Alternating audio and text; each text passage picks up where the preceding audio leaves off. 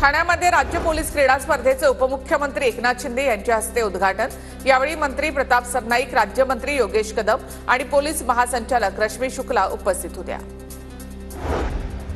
वानखेडे स्टेडियमच्या मुख्य प्रवेशद्वारावर फलकाचं आज अनावरण। स्टेडियमच्या परिसरामध्ये भव्य म्युझियम उभारणार।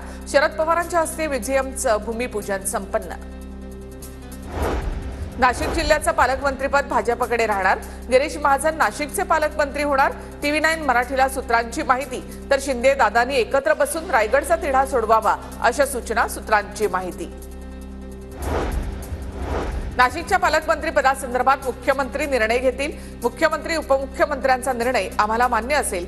नाशिकच्या रिक्त पालकमंत्रीपदावर दादा भुसे यांची प्रतिक्रिया।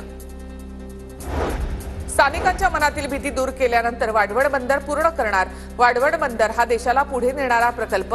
मंत्री नितेश राणे यांचं वक्तव्य। राज्य सरकार शक्ती कायदा का पुढे नेत नाही हे एक रहस्य। शक्ती कायदा येऊ नये म्हणून कुणी फिक्सर बसलेत का? शक्ती कायद्यावर बोलताना संजय राऊतांचा राज्य सरकारला सवाल। परिवहन मंत्री प्रताप सरनाईक यांच्याकडून बस डेपोमधील उभी वाहनं हटवण्याचे निर्देश। आरटीओने जप्त केलेल्या गाड्या 15 एप्रिलपर्यंत विल्हेवाट लावण्याच्या सूचना।